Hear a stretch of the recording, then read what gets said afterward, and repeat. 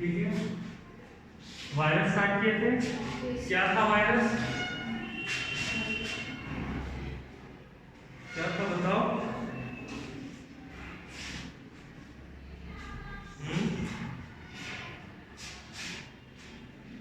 वो क्या था? मैंने एक वर्ड बताया था, intracellular.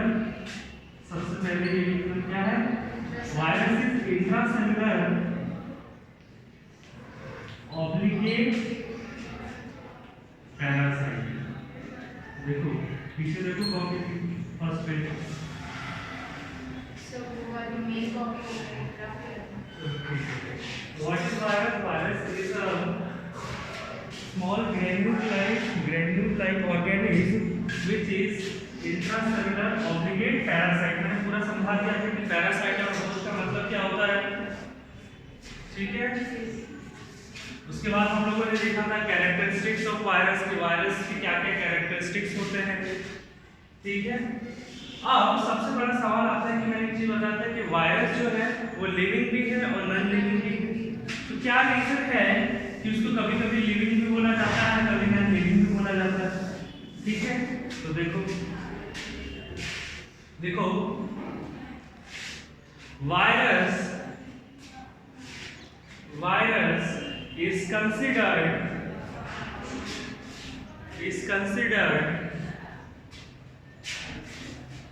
is considered both living and non-living organism.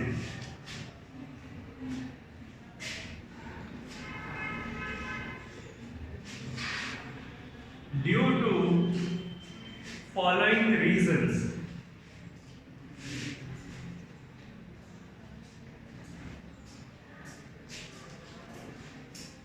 ठीक है, हम लोग देखेंगे क्या क्या रीजन के कारण वायरस को कभी लिविंग बोलते हैं, कभी नॉन लिविंग बोलते हैं। ठीक है, वायरस जो है सबसे बेसिक वाला चीज जो है जो हम लोग को पता होना चाहिए, वायरस में मेटाबॉलिज्म नहीं होता है। क्या नहीं होता है? मेटाबॉलिज्म नहीं होता। और याद करो कैरेक्टरिस्टिक्स ऑफ लिविंग ऑर्गेनिज्म, जहां पर भी लिविंग ऑर्गेनिज्म का कैरेक्टरिस्टिक्स हम लोग पढ़ रहे थे कि लिविंग ऑर्गेनिज्म में क्या क्या होना चाहिए, तो वहां सबसे आगे मेटाबॉलिज्म था, सेल स्ट्रक्चर था, फिर थर्ड नंबर पर मैंने मेटाबॉलिज्म लिखा है। क्या कि जिसमें भी मेटाबॉलिज्म होगा वो लिविंग ऑर्गेनिज्म होगा। लेकिन वायरस में मेटाबॉलिज्म नहीं होता है। ठीक है, इसीलिए इसको कभी लिविंग भी बोलते हैं। देखो काफी ज्यादा होता है ना, काफी ज्यादा ऐसे नेचर आएंगे जो लिविंग को प्रमोट करेगा कि अच्छा ये तो लिविंग है, फिर काफी सारे ऐसे पॉइंट्स आएंगे जहां आपको लगेगा ये लिविंग नहीं है, नॉन लिविंग। तो इसमें अभी तक कंफ्यूजन है कि वो लिविंग है या नहीं लिविंग है। फिर साइंटिस्ट लोगों ने, जो भी जानकार लोग थे, उन्होंने लास्ट में क्लासिफाई किया कि जब वायरस होस्ट के अंदर होगा, जब वायरस होस्ट के अंदर होगा तो उसको मान लेंगे कि क्या वो एक लिविंग ऑर्गेनिज्म। जैसे ही होस्ट के बाहर आ जाएगा सराउंडिंग्स में, ठीक है, तो उसको क्या बोलेंगे? Non living. तो ये होता है बताने का जरिया कि वायरस लिविंग है कि नॉन लिविंग।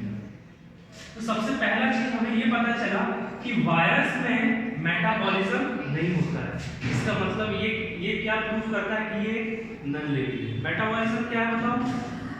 मेटाबॉलिज्म क्या है? केमिकल रिएक्शंस, या बोल सकते हो biological reaction occurs in cell। उसी को क्या बोलते हैं? मेटाबॉलिज्म। मैंने बताया था फोटोसिंथेसिस होता है, रेस्पिरेशन होता है, ट्रांसपोर्टेशन, बहुत सारे जितने भी सेल के अंदर रिएक्शंस होते हैं सबको मिला के एक नाम दिया गया, क्या? मेटाबॉलिज्म। ठीक है, फिर मैंने बताया था मेटाबॉलिज्म दो प्रकार के हो सकते हैं। एक में क्या होगा? ब्रेकडाउन होगा, उसको कैटाबॉलिज्म। एक में क्या होगा? ऐड ऑन होगा, तो उसको क्या बोलेंगे? एनाबॉलिज्म। तो मेटाबॉलिज्म क्या है? Biological reaction. तो ये बायोलॉजिकल रिएक्शंस क्या वायरसेस में नहीं होते हैं। तो पहला पॉइंट लिखो, ड्यू टू फॉलोइंग रीजंस में ए, देखो metabolism does not occur in virus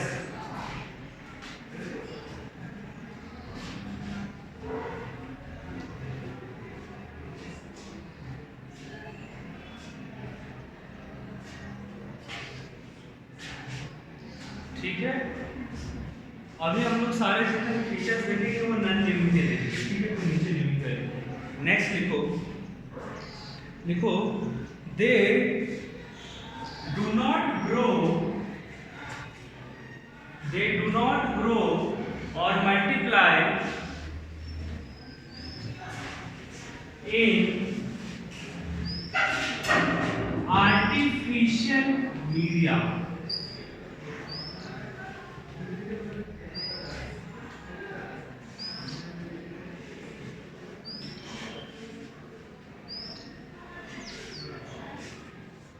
ठीक है, देखो वायरस जैसे कोई भी लिविंग ऑर्गेनिज्म हो, कुछ भी हो, फ्रॉम बैक्टीरिया को लेकर एनिमिलिया तक आ जाओ, कोई भी लिविंग ऑर्गेनिज्म लोगे उसको अगर बाहर से अगर न्यूट्रिशन प्रोवाइड कर दिया, बाहर से न्यूट्रिएंट्स को क्या बोलते हैं?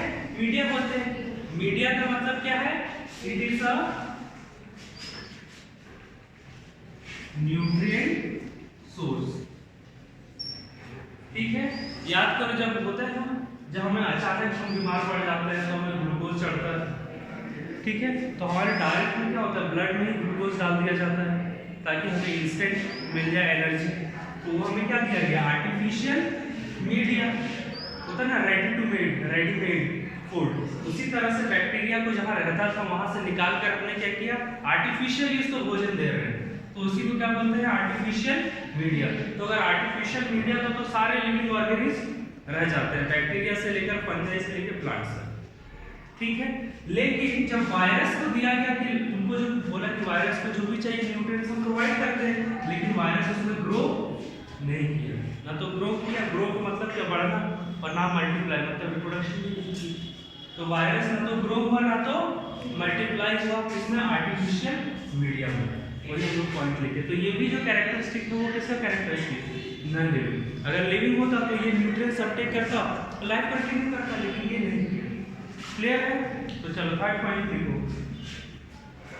कोई डाउट? आज हमारा पहला क्लास है क्या बायो ऑफलाइन? चलो थर्ड पॉइंट लिखो they can be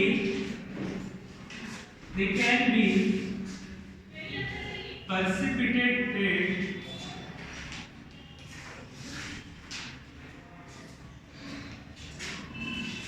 into crystals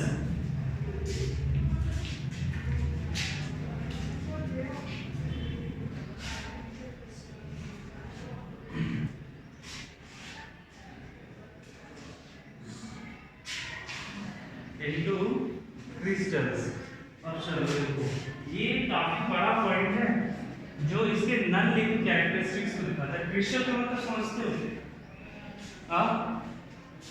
normal crystal पढ़े होंगे कहीं पर, याद करो। अच्छा चलो, सॉलिड स्टेट गैस है ना, देखो क्या होता है। दो वर्ड है क्रिस्टल, क्रिस्टलाइन से लिया गया है वर्ड, और एक एमरफस। क्रिस्टलाइन का मतलब होता है रेगुलर फैशन में किसी चीज का arrangement, any structure which is present in a ordered fashion, उसको बोला जाता है क्रिस्टलाइन। ठीक है, अब क्या हुआ? बहुत सारे वायरसेस को जब लिया गया और उनको प्रेसिपिटेशन का मतलब समझ रहे हो, नीचे सेटल डाउन होने देना बाय एजिटेशन, घुमा के या किसी भी प्रोसेस के थ्रू। तो क्या देखा गया? जितने भी वायरस कलेक्ट किए थे सब एक क्रिस्टल में कन्वर्ट हो गया और नीचे आके बैठ गया। कोई भी लिविंग सेल्स ये कैरेक्टरिस्टिक्स को नहीं करता। अगर तुमने लिविंग सेल्स को तुमने डाल दोगे और उसको सेंट्रीफ्यूज वगैरह करोगे तो वो कभी भी क्रिस्टल का रूप नहीं लेता, ठीक है। लेकिन ये वायरस ने क्या हुआ, जब इसको प्रेसिपिटेट करवाया गया तो ये कैसा हो गया? क्रिस्टल, एक ऑर्डर्ड फैशन में अरेंज हो गया, जो कि एक नॉन लिविंग कैरेक्टर्स होते हैं। ये क्या है? Non living.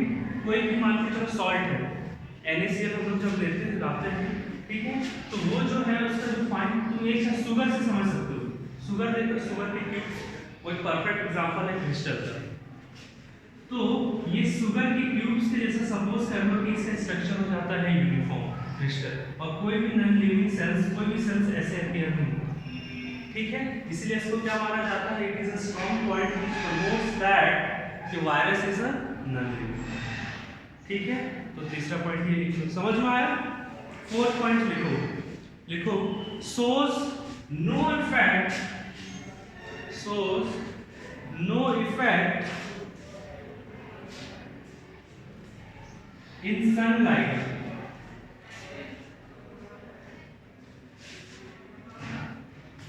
सनलाइट कुछ भी हो, सनलाइट ज्यादा हो, आए नहीं आए, इसको कोई फर्क नहीं पड़ता। हमने देखा था सनलाइट का कितना इंपॉर्टेंस है। अगर प्लांट में सनलाइट नहीं आए तो फोटोसिंथेसिस नहीं होगा, वो अपना प्रोटीन प्रिपेयर कर पाएंगे। और हर टाइम हमने देखा था कि फोटोसिंथेटिक बैक्टीरिया भी होते हैं, उसमें भी कितना सनलाइट का इंपॉर्टेंट रोल है। तो सारे लिविंग ऑर्गेनिज्म में कहीं ना कहीं सनलाइट का डायरेक्टली और किसी में इनडायरेक्टली इंपॉर्टेंस तो है, लेकिन इसको सनलाइट की कोई जरूरत नहीं है, रहे ना रहे इसको कोई फर्क नहीं। ठीक है, चलो और एक पॉइंट लिख लो, लिखो दे डू नॉट कंटेन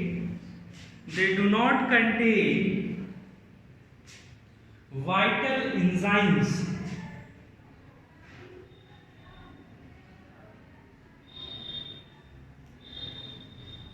ठीक है, and are generally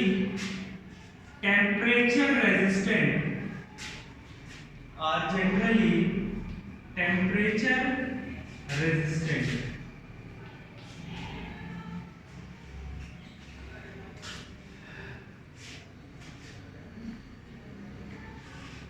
ये पॉइंट तुम लोग खुद से भी सोच सकते हो। एंजाइम्स की जरूरत क्या होती है? एंजाइम्स का मतलब क्या होता है? बताओ क्या होता है एंजाइम्स?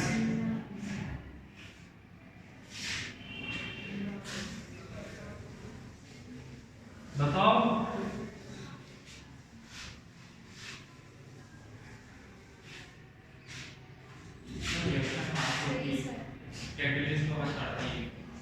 कैटलिस्ट जैसा वर्क करता है, रिएक्शन को फास्ट बनाने का काम करता है। अगर ये नहीं होगा तो रिएक्शन स्लो चलेगी।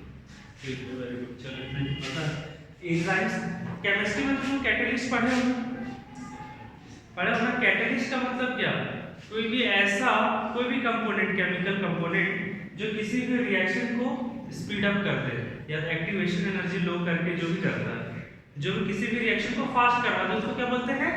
कैटलिस्ट। अब बायोलॉजी में जो भी कंपोनेंट ये काम करता है कैटलिस्ट जैसा, उसको क्या बोला जाता है? एंजाइम्स। एंजाइम्स को बोल सकते हो ये क्या है? Biological catalyst. समझ में आ गया? हमेशा याद रखना, ये भी क्या करता है? सेल के अंदर रिएक्शन के फास्ट करवाता है। कौन? Enzymes.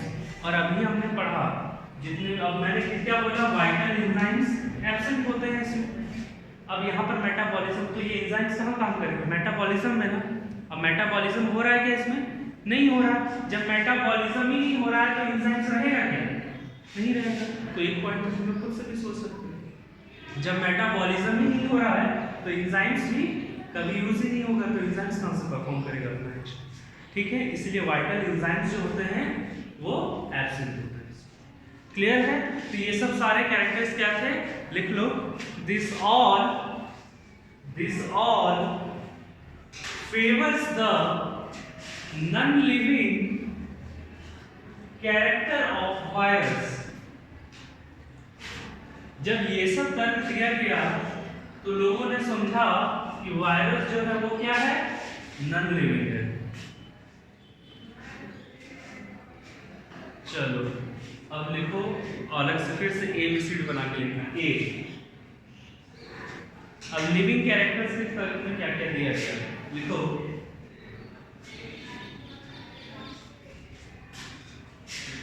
Virus shows growth and multiplication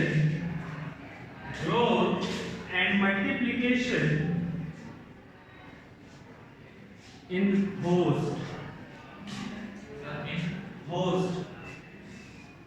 का मतलब पता है तुमने तो उस क्लास में? होस्ट का मतलब होता है कि वायरस जो भी किसी दूसरे लिविंग ऑर्गेनिज्म पे रिसाइड करता है या रहता है, ठीक है, for its growth and multiplication, उसको बोलते हैं होस्ट। जैसे हम अभी कोरोना वायरस हमको इफेक्ट कर रहा है ना, तो कोरोना वायरस के लिए हम लोग क्या है? होस्ट। मान के चलो अभी जीका वायरस, वो मान के चलो बैट के ऊपर रहता था, बैट को इन्फेक्ट करता था, तो बैट जीका वायरस के लिए क्या हो गया? होस्ट। और अभी बताओ हम लोग के लिए जो वायरस है वो क्या हो गया, पैरासाइट, जो जिसको इन्फेक्ट कर रहा है, ठीक है, तो उसके लिए हम लोग होस्ट हैं। अब मैं मेरे को जो इन्फेक्ट कर रहा है वो क्या है, मेरे लिए पैरासाइट है, मैं वायरस के लिए होस्ट हूँ, वायरस मेरे लिए पैरासाइट। तो इसी तरह से समझो हर चीज में ये एक्ट करेगा।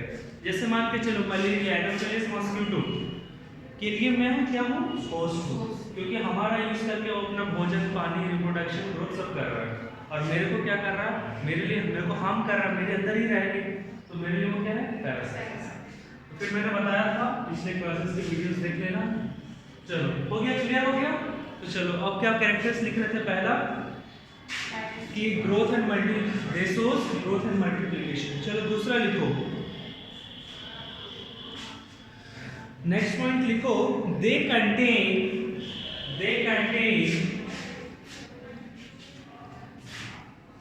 Genetic material, they contain genetic material, bracket में लिख लेना डीएनए एंड आरएनए।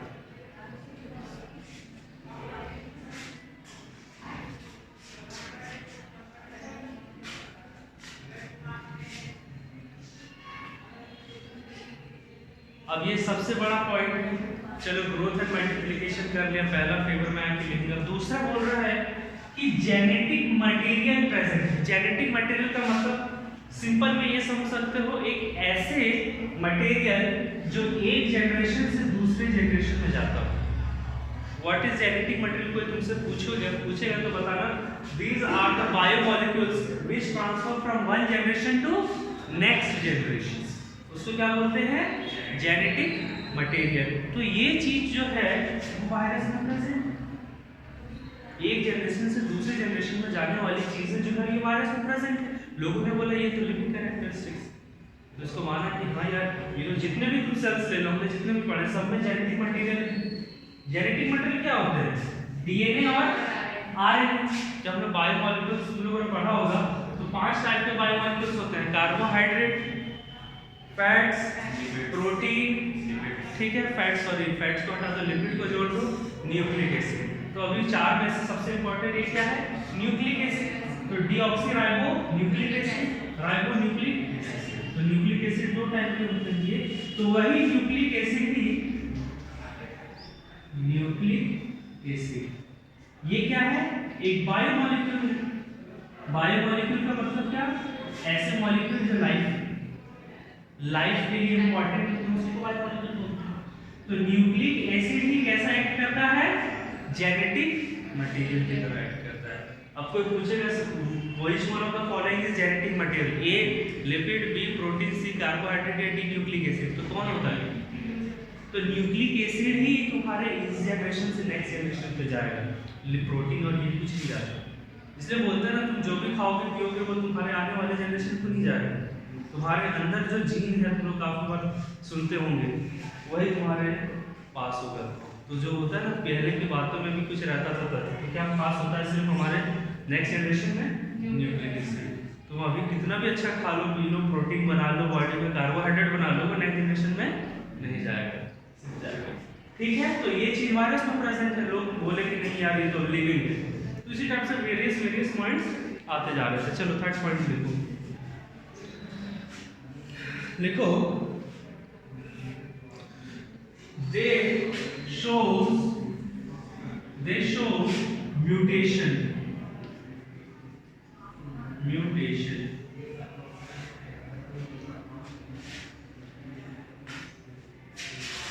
अब जहां पर भी जेनेटिक मटेरियल रहता है, मतलब जहां पर भी न्यूक्लिक डीएनए और आरएनए रहेगा, वहां ये वर्ड चिपका आ जाएगा, म्यूटेशन। म्यूटेशन का मतलब होता है, जैसे तुम लोगों ने डीएनए वगैरह देखा है तो किसके चीज का बना होता है, ए टी सी जी, यहां से ए टी जोड़ दो, ए जोड़ दो, जी जोड़ दो, सी जोड़ दो, ठीक है।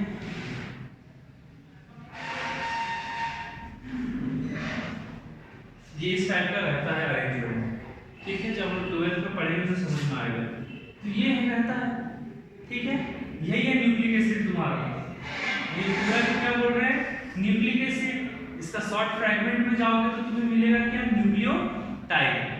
प्रोटीन का सबसे स्मॉलेस्ट यूनिट अमीनो एसिड होता है, उसी तरह न्यूक्लिक एसिड का सबसे स्मॉलेस्ट यूनिट क्या होता है, न्यूक्लियोटाइड। क्या होता है, न्यूक्लियोटाइड। तो उसी न्यूक्लियोटाइड में एक होता है उसके अंदर भी नाइट्रोजनस बेस।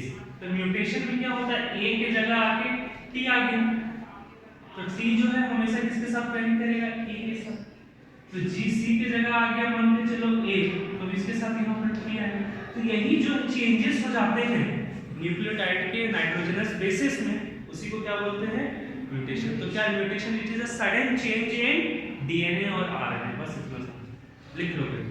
म्यूटेशन क्या है, it is a sudden change in DNA और आरएनए।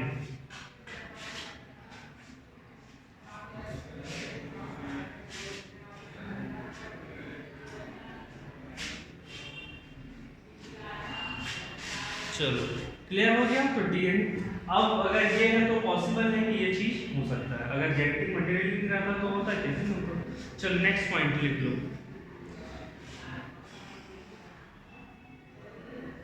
लिखो they are made up of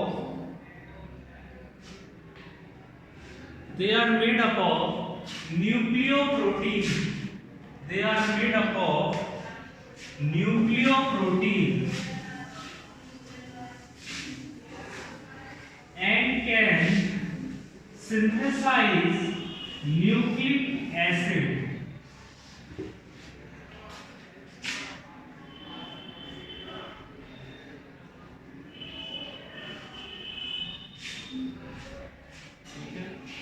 जो वायरस होते हैं वो किस चीज के बने होते हैं, दो चीज देखो, न्यूक्लियोप्रोटीन, न्यूक्लियो मतलब न्यूक्लिक एसिड, थोड़ा सा दिमाग लगाना, न्यूक्लिक एसिड प्लस प्रोटीन, उसको क्या बोलेंगे अपन, न्यूक्लियोप्रोटीन।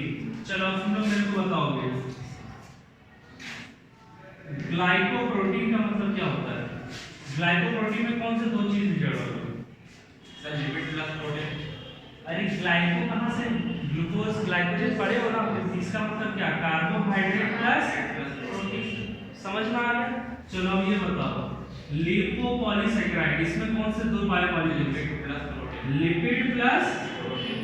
क्या, अरे पॉलीसेकेराइड कहां पढ़े थे, कार्बोहाइड्रेट होता है, पॉलीसेकेराइड कहां पढ़े थे, ये कार्बोहाइड्रेट होता है, नहीं पढ़े हो क्या, मोनोसेकेराइड, डाइसेकेराइड, पॉलीसेकेराइड पढ़े हो।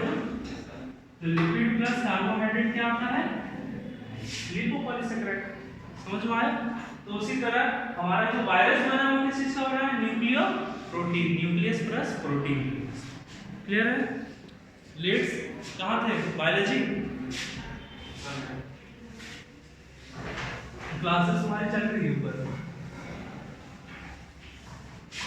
तुम लोग का बायोमॉलिक्यूल्स कंप्लीट नहीं है क्या, तो फिर इसका बेसिक चीज नहीं मान रहा तुम लोग से, पॉलीसेकेराइड, मोनोसेकेराइड, क्वेश्चंस तो मैंने बना दिए, पढ़ना पड़ेगा सब, ठीक है। वो भी आ रहा है बायोमॉलिक्यूल्स। हाँ सेल, उस चैप्टर से सेल आ रहा है और बायोमॉलिक्यूल्स आ रहा है, और इधर से सब डाइवर्सिटी जितना तक पढ़ना है, फर्स्ट यूनिट पूरी। इसमें से मैंने क्या क्या पढ़ाया है, the living world, biological classification और किंगडम मोनेरा, वायरसेस। इसमें से ये चार है, लिविंग वर्ल्ड, बायोलॉजिकल क्लासिफिकेशन होता है, किंगडम मोनेरा और वायरसेस। ठीक है, सर ये बायोलॉजिकल क्लासिफिकेशन की है ना, किंगडम मोनेरा और वायरस। 1, 2 और 2.3 जो है वायरस। बाकी उधर से फिर सेल और बायो। कितना कंप्लीट हो गया। तो ये सब सारे पॉइंट्स हैं, ठीक है, जो इसको लिविंग को फेवर करते हैं, मेजर ये सारी चीजें हैं। चलो अब हेडिंग डालो, structure of viruses. Types of viruses देख लिए थे, उसके बाद हमने ये पढ़ा, उसके बाद हम लोग देखेंगे स्ट्रक्चर ऑफ वायरसेस।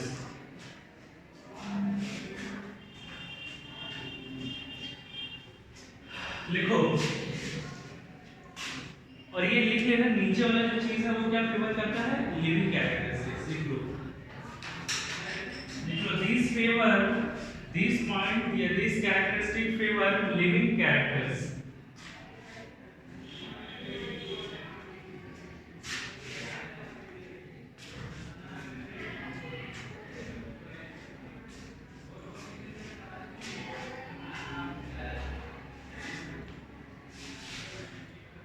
ठीक है, heading is the structure of viruses.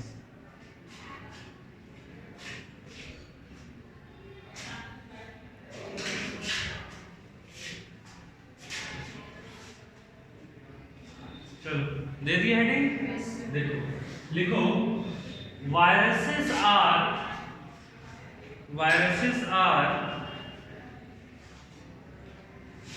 chemically made up of nucleoprotein.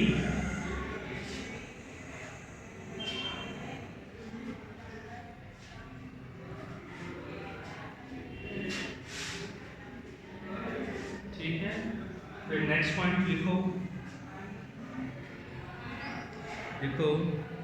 they do not possess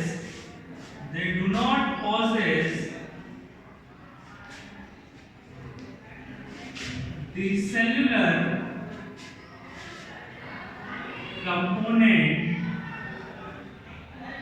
components like cell membrane,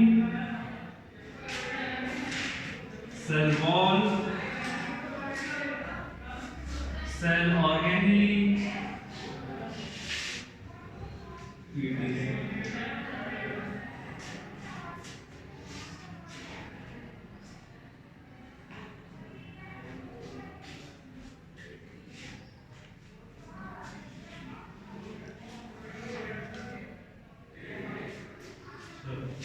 ठीक है, लिखो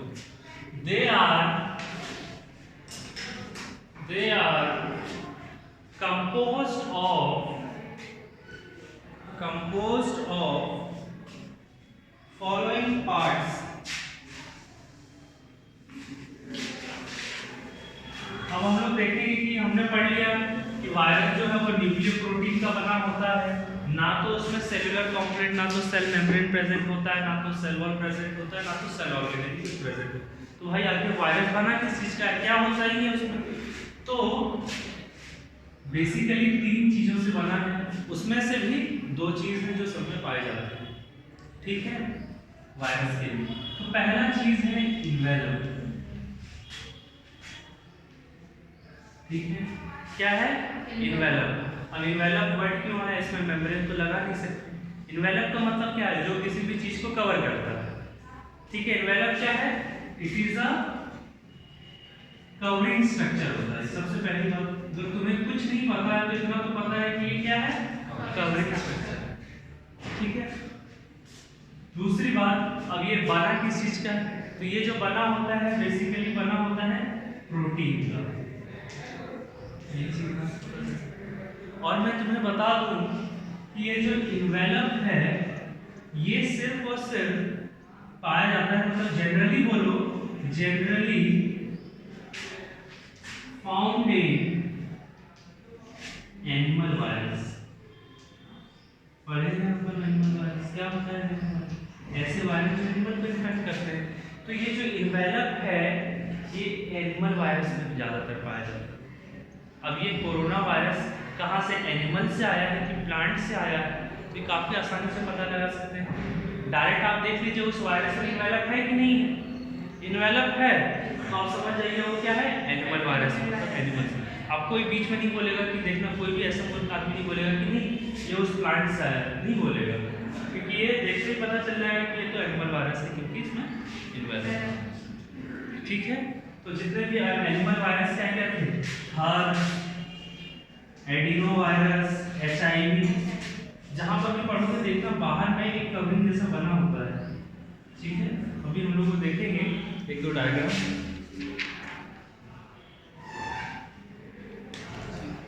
इसमें क्लियरली तुमको समझाएगा नहीं। ये देखो आउटर इन्वेलप सब बना हुआ है, लेकिन वहीं इसमें देखो ये प्लांट वायरस है, इसमें ऐसा कोई भी इन्वेलप बना हुआ नहीं, ये डार्क प्रोटीन है और यहाँ पर न्यूक्लिक एसिड है। और यहाँ पर देखो जितने भी आउटर नोड्स में इन्वेलप है। ठीक है, तो जो भी इन्वेलप होता है वो किसमें होता है? एनिमल वायरस से, लेकिन एक्सेप्शन है, किसी किसी में पाया जाता है। तो पॉइंट्स ये सब लिखो। लिखो it is a thin envelope का पहला, it is a thin covering surrounded outside this cell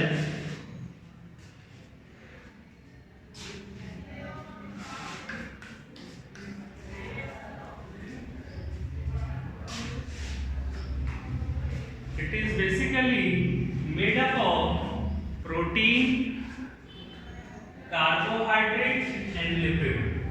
main क्या होता है? प्रोटीन होता है इन्वेलप में, उसके छोटी छोटी मात्रा में और क्या प्रेजेंट होता है? कार्बोहाइड्रेट और लिपिड। तो ये इन्वेलप इन तीन चीजों से बना है। ठीक है, देखो the envelope is generally found in animal viruses.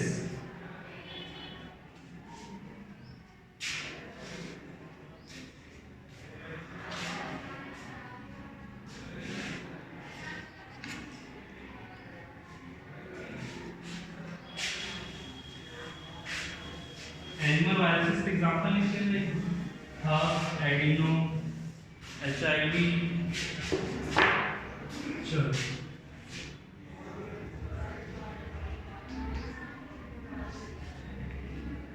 दूसरा कैप्सिड। वायरस पहला किसी से बना है? इन्वेलप, दूसरा कैप्सिड। तो लिखो, पहले लिख लो, लिखो it is a protein code, it is a protein code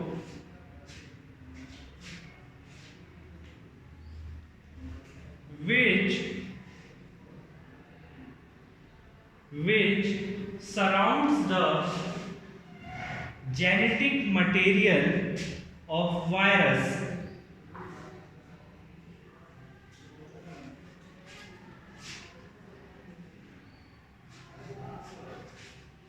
ठीक है, नेक्स्ट पॉइंट लिखो, it is made up of smaller unit known as capsomeres.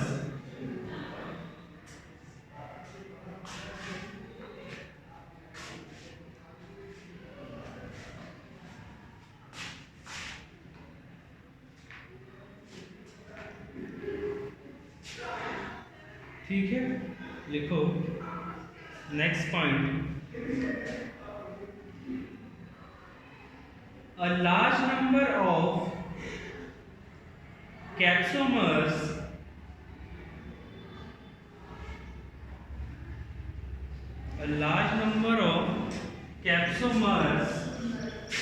which is a protein molecule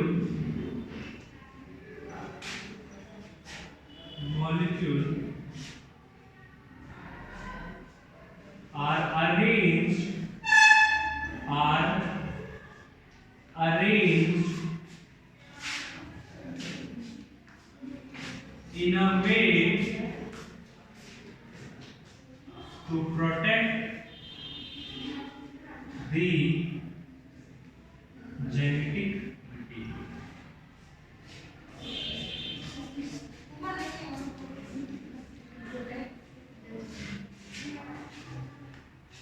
तो सुनो अब क्या है, कैप्सिड सिर्फ और सिर्फ क्या है? एक प्रोटीन कोट है।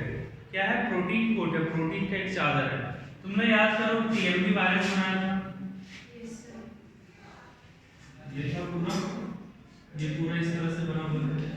तो ये जो पूरा प्रोटीन जो तुम देख रहे हो वो क्या था?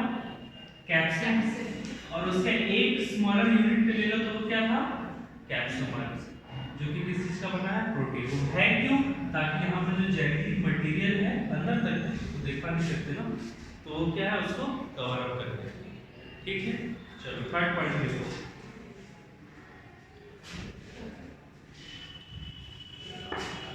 न्यूक्लियोइड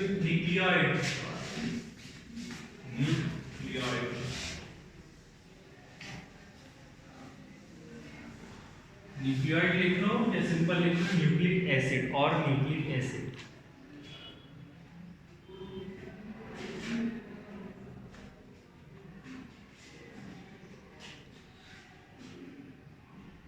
देखो it is present at the center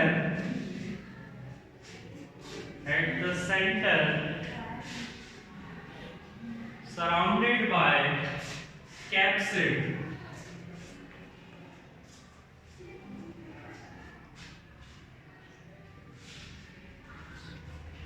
Next point, it is a genetic material of virus.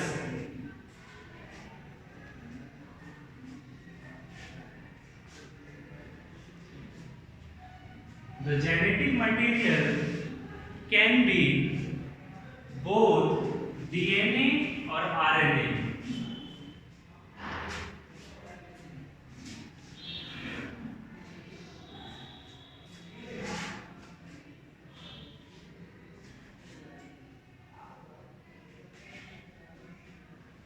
ठीक है,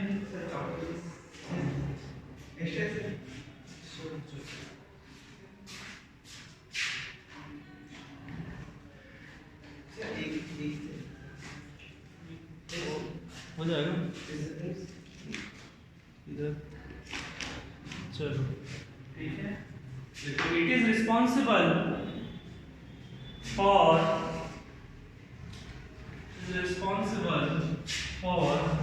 virus multiplication and growth. बस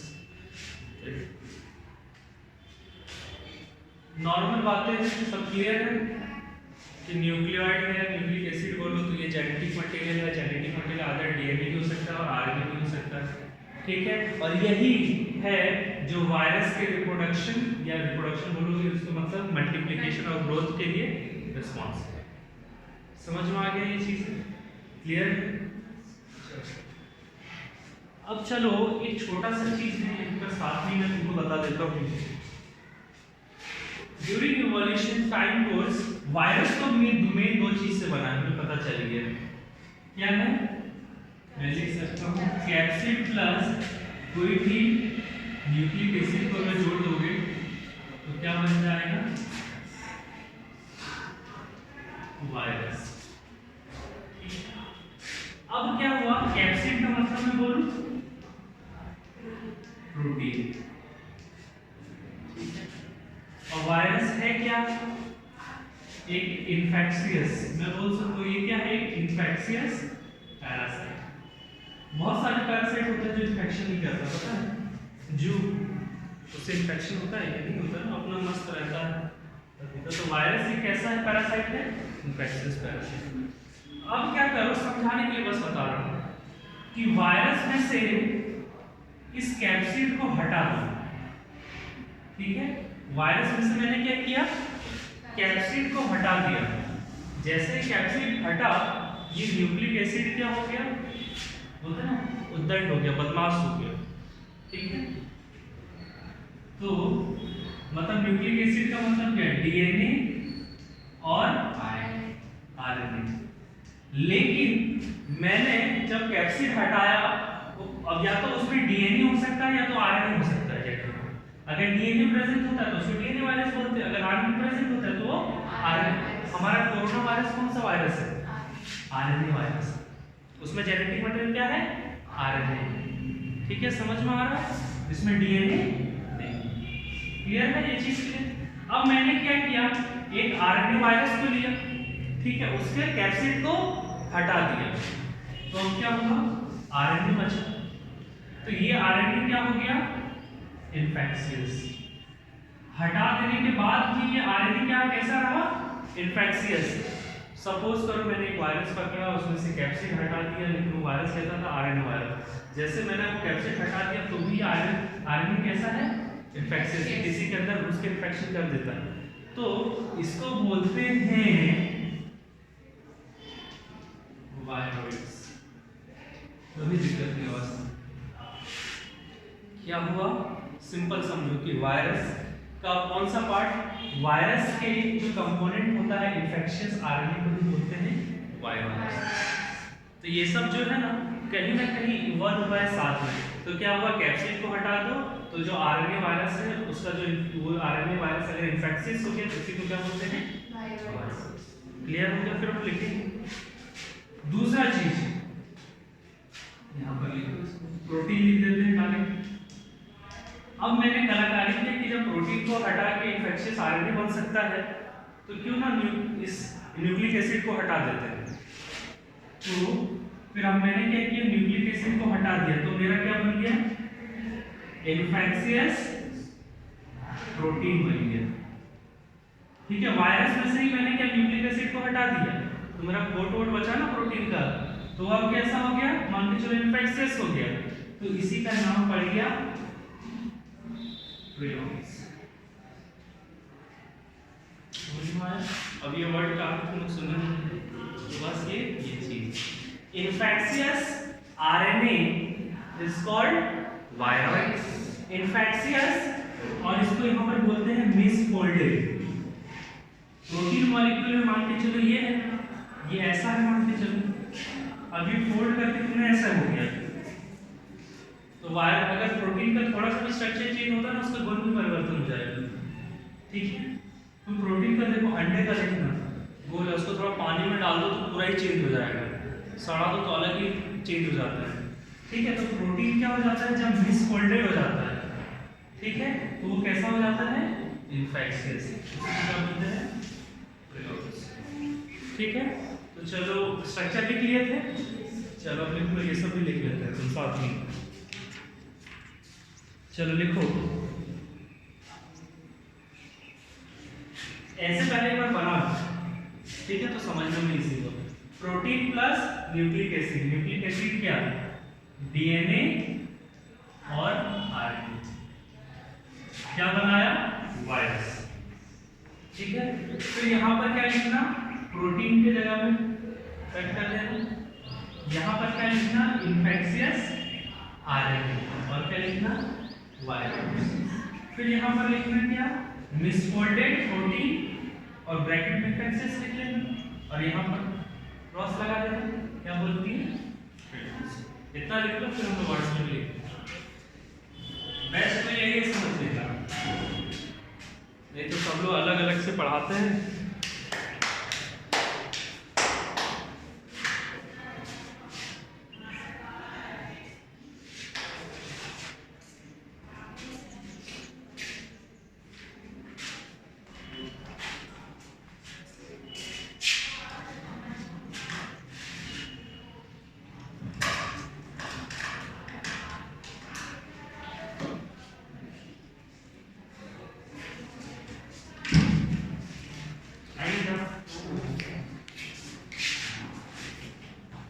चलो ये बना लिए थे,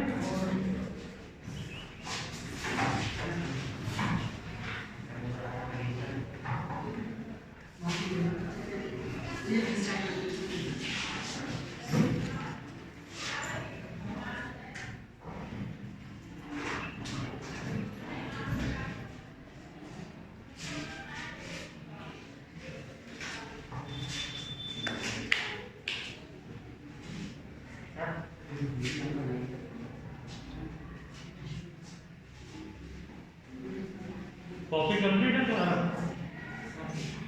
सब सारे डायग्राम बन गए, ग्रुप में एक्टिव नहीं रहते, क्या नाम है सर, अनिकेत पटेल। ग्रुप में कभी एक्टिव नहीं रहते, फोन नहीं है ना, कभी थोड़ा पापा ने सीखा। चलो तो कम से कम क्लास तो ऑफ, क्लास में ये दूसरी बार आए मेरे साथ ना, हाँ सर 3-4 बार आए। अच्छा, चलो लिखो छोटा सा हेडिंग टू वायरस।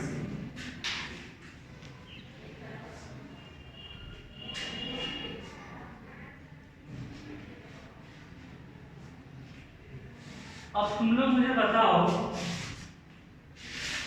रेप्लिकेशन का मतलब नहीं समझते हुए, रेप्लिकेशन का मतलब होता है 1 से 2, 2 से 4 मल्टीप्लिकेशन। तो मल्टीप्लिकेशन ऑफ न्यूक्लिक एसिड के लिए एक वर्ड दिया गया, क्या? रेप्लिकेशन। अभी इतना समझो, रेप्लिकेशन क्या है? Multiplication of nucleic acid. समझ में आ गया? तो अब ये बताओ, क्या ये इन्फेक्शियस आरएनए अपना नंबर कैसे बढ़ा सकता है क्या? कि इन्फेक्शियस आरएनए अपने आप को डबल मल्टीप्लाई कर सकता है कि नहीं कर सकता? थोड़ा दिमाग से आंसर बताना, क्योंकि मैंने आपने क्या बताया सर? न्यूक्लिक एसिड क्या है? न्यूक्लिक एसिड के मल्टीप्लिकेशन के लिए हम लोग वर्ड यूज करते हैं रेप्लिकेशन। ठीक है, न्यूक्लिक एसिड के मल्टीप्लिकेशन को क्या बोलते हैं? रेप्लिकेशन। तो 12 में समझ में आएगा कि क्या होता है। ठीक है, तो मैं तुमसे ये पूछ रहा हूँ, क्या ये आरएनए जो है, जो इस वायरस में है, क्या ये अपने मल्टीप्लिकेशन या बोलो इसका रेप्लिकेशन खुद का कर सकता है? क्या ये खुद से अपना नंबर बढ़ा सकता है? थोड़ा गौर सोच के आंसर देना। पीछे के पॉइंट्स को थोड़ा याद रखना।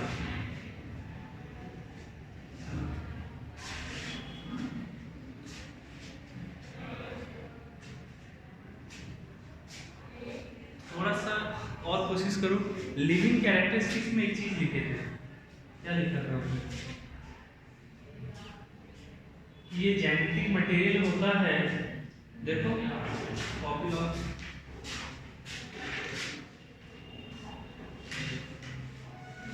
दे कंटेन जेनेटिक मटेरियल, ठीक है, कंटेन जेनेटिक मटेरियल। तो बस viruses source growth and multiplication. अब देखो जेनेटिक मटेरियल का मतलब क्या है बताया, थोड़ा सा दिमाग लगाते हैं। एक जनरेशन से जो नेक्स्ट जनरेशन जाता हो, वो होता है किसके वजह से है? डीएनए और आरएनए। डीएनए या तो आरएनए। अब ये है आरएनए, क्या है ये? आरएनए। और ये है क्या? Genetic material. मतलब एक से दूसरे जनरेशन में जाने की क्षमता है इसके पास। थोड़ा दिमाग खोलो। तो ये क्या? न्यूक्लिक एसिड के पास वो क्षमता है कि 1 से 2 बनाने का, क्योंकि वो है क्या? Genetic material. समझ में आया? तो वायरस जो है वो खुद से खुद अपना नंबर बढ़ा सकते हैं, भले इसके पास प्रोटीन हो ना हो। ये इन्फेक्शन आरएनए है ना, 1 से 2, 2 से 3 हो सकता है, क्योंकि ये है क्या? Genetic material. तो लिखो, वायरस आर स्मॉल और स्मॉलेस्ट सेल्फ रेप्लिकेटिंग, खुद से सेल्फ रेप्लिकेटिंग।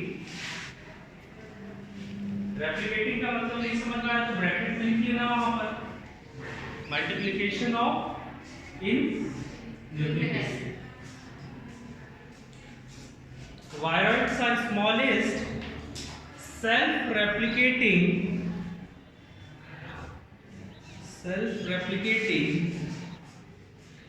पैरासाइट और पैथोजन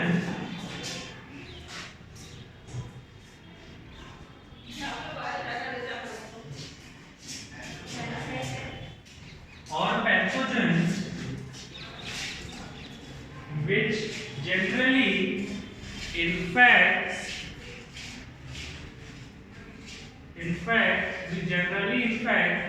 plants.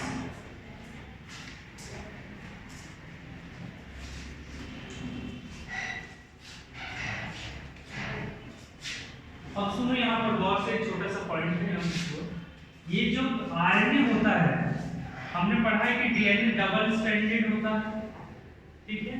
डबल स्ट्रैंडेड का मतलब क्या है? ये तो जैसे ATCG हम लोग लिख रहे थे ना, तो ATCG ऐसे लिखो तो ये सिंगल स्ट्रैंड। अब A को D से जोड़ दिया, C को G से जोड़ दिया, ये क्या हो गया? Double strand. मतलब दो न्यूक्लियोसाइड का बेस पेयरिंग हुआ, ठीक है। तो आरएनए भी, तो डीएनए भी क्या हो सकता है? सिंगल स्ट्रैंडेड हो सकता है और डबल स्ट्रैंडेड। उसी तरह आरएनए भी सिंगल स्ट्रैंडेड हो सकता है और डबल स्ट्रैंडेड हो सकता है। तो यहाँ पर जो आरएनए होता है जो वायरस में, वो क्या होता है? Single stranded. और ये जितना सिंगल स्ट्रैंडेड वो उतना खतरनाक, ठीक है। अभी बाद में रीजन पता चलेगा क्यों सिंगल वाला खतरनाक होता है। तो यहाँ पर इन्फेक्शन जो आरएनए होता है वो कैसा होता है? Single stranded. इसको स्मॉल ऐसे लिखा है, लिख लो, नेक्स्ट पॉइंट में लिख लो, लिखो the RNA found in viroids are single stranded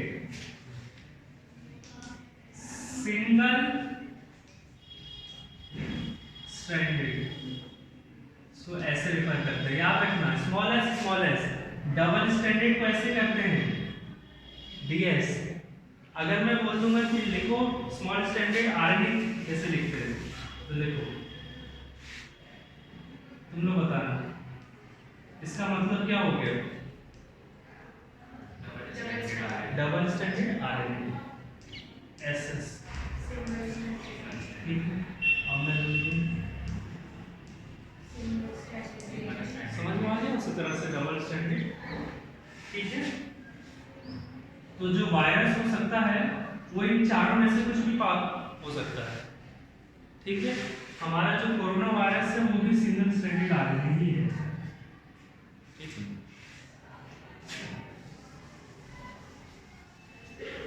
और एक चीज मैं और तुम लोग को बता, आरएनए जो होता है वो जनरली सिंगल स्ट्रैंडेड में पाया जाता है और डीएनए जो है वो जनरली डबल स्ट्रैंडेड में पाया जाता है।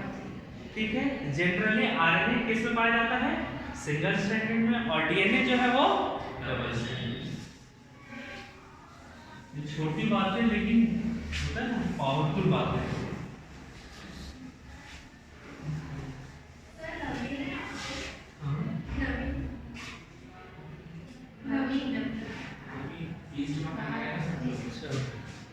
फिजिक्स की क्लास अभी चलो ठीक है, जब तक सर नहीं आता तो कंटिन्यू करते। ये हो गया, समझ में आ गया वायरॉइड्स। इतना कम से कम जान लेना। अब लास्ट में तुम लोग को वायरस, वायरॉइड और प्रियॉन्स के बीच में डिफरेंस खुद लिख के आना है, 3-3 पॉइंट कम से कम, और खुद से तुम लोग सोचो। चलो प्रियॉन्स लिख लो, छोटा सा डाल दो।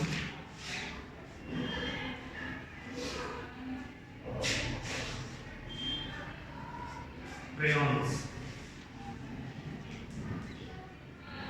जब हायर क्लास में जाओगे ना तो वायरस उसका वायरोसाइट्स मिलेगा, फिर वायरोसाइट्स मिलेगा, बहुत अलग अलग टाइप की चीज़ है। तो ये जो वायरस का ये जो ग्रुप है ना ये एक अलग ही लीग का होते हैं। चलो प्रियॉन्स लिख लो। अब ये बताओ ये अपना मल्टीप्लिकेशन खुद करेगा कि नहीं करेगा? नहीं करेगा। क्यों नहीं करेगा? क्योंकि ये जेनेटिक मटेरियल नहीं है। ईश्वर ने 1 से 2 बनाने की क्षमता सिर्फ एक ही बायोमोलिक्यूल को दी है, वो किसको है? न्यूक्लिक एसिड को दिया है, मतलब डीएनए और आरएनए को। अगर मान के चलो, अगर तुम सिंपल सोचो, प्रियॉन्स क्या है? मिसफोल्डेड प्रोटीन, यही है। अगर सोचो एक प्रोटीन से दूसरा प्रोटीन बन जाता तो क्या हम लोग छोड़ देते बनाना? क्या आज हमने इतना मान के चलो खा के मैंने अच्छे से मसल्स बनाया है, इसका फिर मैं रेप्लिकेशन करके और जगह से बना लूंगा, एक इंसान ही बना लूंगा ना। प्रोटीन हमारा यहाँ पर है, मान के चलो मसल्स में प्रोटीन है, कार्बोहाइड्रेट जो भी है, तो ये प्रोटीन का यूज करके फिर हम लोग क्या करेंगे, उसी प्रोटीन को जेरॉक्स मशीन में मान के चलो ऐसा मशीन हमने डेवलप कर लिया, उसी प्रोटीन को बार बार बना रहे। लेकिन ऐसा होता है कि नहीं होता है? प्रोटीन के पास वो क्षमता नहीं है कि वो अपने आप को खुद से, एक प्रोटीन है एक और प्रोटीन बना लिया, ये प्रोटीन है फिर दूसरा प्रोटीन बना लिया, ये नहीं होता। ये सिर्फ किसके पास होता है? हमेशा याद रखना, न्यूक्लिक एसिड। तो ये प्रियॉन्स जो है वो सेल्फ रेप्लिकेटिंग, क्या सेल्फ रेप्लिकेटिंग नहीं। ठीक है, तो सबसे पहला पार्ट तो यही है। अब ये हो, अब तुम लोग पूछोगे सर ये जब सेल्फ रेप्लिकेट तो प्रियॉन्स बना, तो कुछ क्वेश्चन पूछो कि सर ये प्रियॉन्स बना कैसा होगा? तो मान के चलो तुम ही लोग सोचो। अब देखो मैं तुमको एक चीज बता दूं कि बहुत सारे प्रोटीन्स का आना और जाना एक बॉडी के अंदर लगा हुआ रहता है। मान के चलो ये वायरस ही अंदर आया, बैक्टीरियोफेज याद है? आइकोसाहेड्रल था ये, ठीक है, ये बैक्टीरियोफेज है। बैक्टीरियोफेज मतलब जो बैक्टीरिया को इन्फेक्ट करे। ये मान के चलो अपना यहाँ जेनेटिक मटेरियल यहाँ पर ट्रांसड्यूस कर दिया, ठीक है। उसके बाद इसका ये लेयर क्या है? प्रोटीन है ना, क्या है? प्रोटीन है। अब ये प्रोटीन मानो कोइंसिडेंटली अब मिसफोल्ड हो गया। क्या हो गया? मिसफोल्ड हो गया। तो यही आगे चल के क्या बन जाएगा? समझ में आया? ये एक एग्जांपल है कि ऐसा हो सकता है और बहुत सारे वेरियस वेरिएंट्स ये चलता रहता है। तो प्रियॉन्स का फॉर्मेशन ऐसे ही होता है। कोई भी प्रोटीन जो है थोड़ा उग्र हो जाता है ना, मिसफोल्ड हो जाता है, वो प्रियॉन्स का, ठीक है। लेकिन अब ये प्रियॉन्स भी हमारे बॉडी में आए फिर हो तो फिर कुछ काम करता है। लेकिन अब तुम लोग पूछोगे सर हमारे बॉडी में कितने सारे प्रोटीन्स हैं, और कोई प्रोटीन गुस्सा होकर वो भी तो मिसफोल्ड होकर प्रियॉन जैसा बन सकता है, लेकिन आंसर है नहीं होगा। हमारे अंदर जो प्रोटीन पाए जाते हैं जिस टाइप का ऑर्गेनाइजेशन का पाया जाता है उससे ये काफी अलग होता है, ठीक है। इसीलिए हमारे प्रोटीन, अब प्रोटीन का मतलब प्रोटीन ये मत समझना, प्रोटीन काफी अलग, प्रोटीन के जो डाइवर्सिटी है ना बहुत ज्यादा है। प्रोटीन का जो डाइवर्सिटी है ना, सोचो एक हेयर में भी प्रोटीन है और एक अंडे का में भी वो बाहर वाला प्रोटीन है, क्या दोनों सेम है क्या? कोई कह भी, अब तुम लोग तो बता भी नहीं सकते कि दोनों अलग अलग प्रोटीन है, लेकिन है ना। तो सोचो कितना डाइवर्सिटी है। एक भैंस के वो जो होता है और उससे लेकर हम लोग जो खाते हैं उसमें भी प्रोटीन है, तो कितना डाइवर्सिटी है, ठीक है। तो हम लोग में जो टाइप ऑफ प्रोटीन होते हैं वो इससे अलग होता है। तो लिख लो, it is non self replicating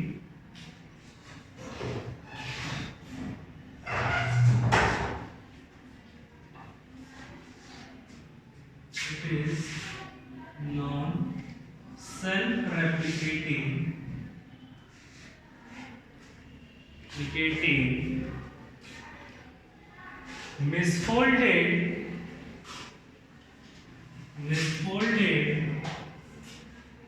infectious protein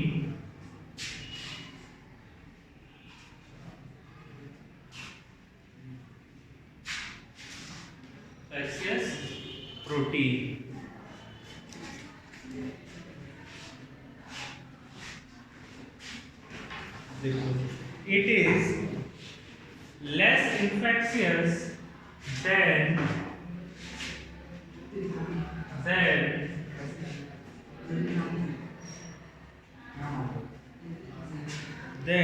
viroids and viruses.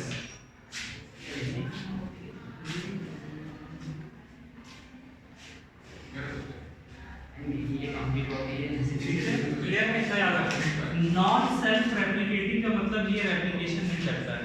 अगर ये समझ में नहीं आ रहा कि इस नॉन का मतलब ये समझ आ रहा, ये मत लिख देना कोई भी नॉन सेल्फ रेप्लिकेटिंग। तो होता है कि नॉन सेल्फ का मतलब कि दूसरा कोई हेल्प करता है इसके रेप्लिकेशन नंबर को बढ़ाने में।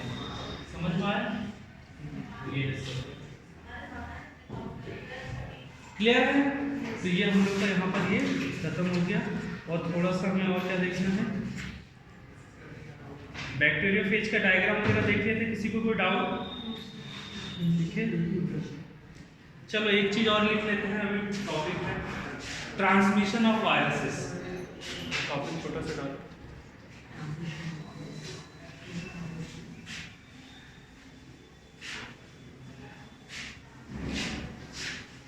वायरस का एंड हो जाएगा। तुम ही लोग बताना कि कैसे ट्रांसमिट होता है वायरस, ट्रांसमिशन ऑफ वायरस, ये कैसे ट्रांसमिशन होता है वायरस का एक से दूसरे होस्ट में। बताओ पहला, अरे बताओ तो।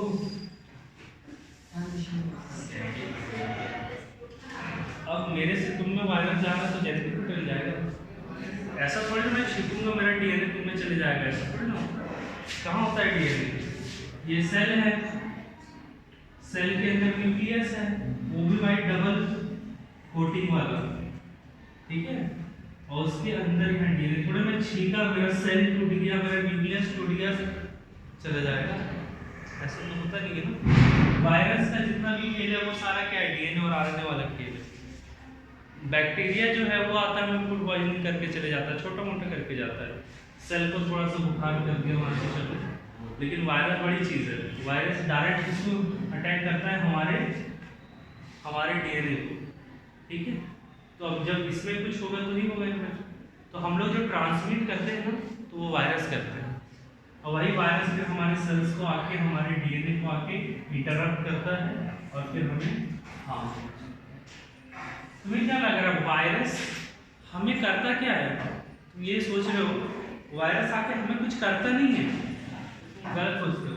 वायरस जब आता है ना तो वो चुपचाप से अपने काम में लग जाता है। अपने काम में मतलब क्या? अपने बॉडी का ग्रोथ करता है, मल्टीप्लिकेशन करता है, मेन मैं बता रहा हूँ। तो हम लोग का अपना ग्रोथ एंड मल्टीप्लिकेशन के चक्कर में उसने क्या किया, मेरा जो यहाँ पर सब्सटेंस है मेरे सेल में यूज कर लिया, तो मेरे की चीज का वो यूज कर लिया, तो मेरे पास तो शॉर्टेज हुआ ना। और जब ये मेरे चीज का यूज कर रहा है, हमारा तो भी यहाँ पर सेना है, WBC का सेना, तो मेरा सारा सेना इससे लड़ने में लग गया, लेकिन सब हार रहा है और मेरा चीज भी खा रहा है, मैं तो कमजोर हुआ ना, ठीक है। अब ऐसा नहीं है कि अब किसी भी देश को अगर हमें हराना रहता है, इसका मतलब ये नहीं कि हम लोग एक आदमी या 4 सैनिक उसके दूसरे को मार दिया, ऐसा नहीं होता। क्या होता है, उसका इकोनॉमिक बैन कर दो, यहाँ से जितना भी ट्रेड वगैरह तुम करते हो बैन कर दो, फिर मर जाएगा। तो वायरस भी वही करता है, बहुत स्मार्ट खिलाड़ी है, ठीक है। ये वायरस आता है और क्या करता है, डाइट हमारा जो इकोनॉमी वाला चीज है, इसका खाना पीना पहले यूज कर लो, इसका जो सेना है उसको पहले मारना स्टार्ट करो, तो वो ऐसे करता है, ठीक है। तो हमें उसके कारण हमारे फूड का शॉर्टेज, हमारे पास 4 एंजाइम था रखा हुआ रेस्पिरेशन के लिए, उसने यूज कर लिए, तो हमें रेस्पिरेटरी सिंड्रोम हो रहा है, हमें बहुत सारी चीज़ें हो रही हैं, हमारा कहीं पर अंदर एल्वेओली फूल जा रहा है, कभी कुछ हो जा रहा है, तो बहुत सारे अलग अलग वायरस अलग अलग जगह इन्फेक्ट करते हैं, ठीक है। तो पहला देखो ट्रांसमिशन, पहला सबसे पहले अब मैं लिख लूं बाय ह्यूमन, होता है कि नहीं वायरस का ट्रांसमिशन ह्यूमन से? कोरोना किससे फैल रहा है? ह्यूमन फैल रहा है, पहला बाय ह्यूमन। दूसरा बताओ,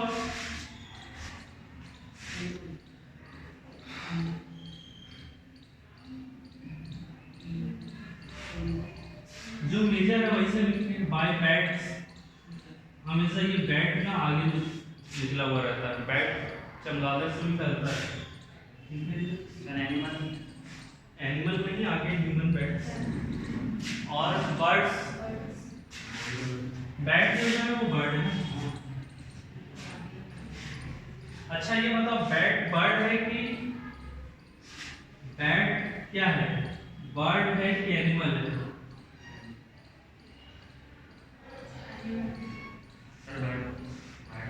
क्या है? बर्ड है वो। बर्ड की खासियत क्या है?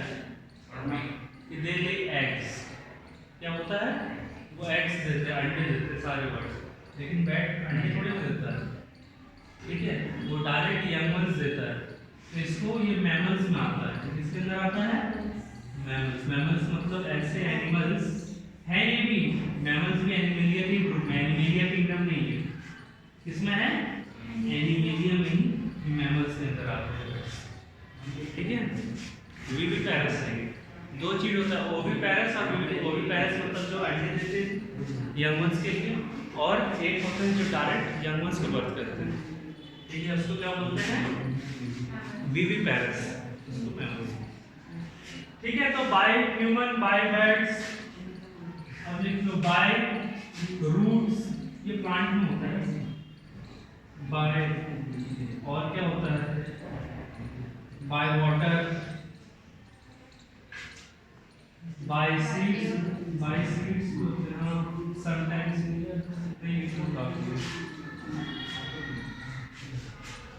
अब यहाँ पर एयर मत लिखना, एयर और विंड के बीच में डिफरेंस पता है ना क्या होता है?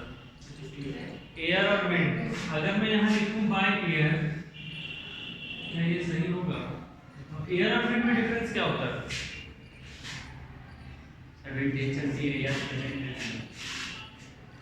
हाँ लेकिन बस सही बोलते हैं, लेकिन थोड़ा सा देखो, अब ये जो नॉर्मल यहाँ पर है ना, ये क्या है? एयर है, ठीक है। जब यही एयर में मूवमेंट हो जाने लगेगा, ये एयर यहाँ से दूर जाने लगा, दूर से air, moving air is known as wind, समझ में आ गया? और एयर जो है वो जो तुम्हारे यहाँ प्रेजेंट है, अब जो मूविंग एयर है वो इतना खतरनाक हो जाए तो उसको बोलेंगे तूफान, ठीक है, तो ये सब छोटा चीज है। तो किससे फैलेगा, विंड से फैलेगा कि एयर से फैलेगा? विंड से फैलेगा। एक यहाँ इंसान एक वहाँ इंसान है तो वो विंड ही ले जाएगा।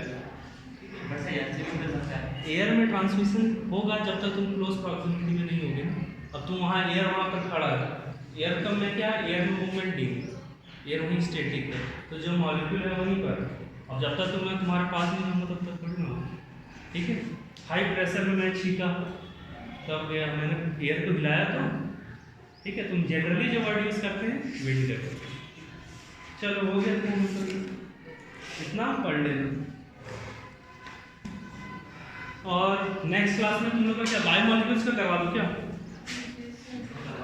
क्योंकि बहुत वीक है तुम लोग का बायोमॉलिक्यूल्स और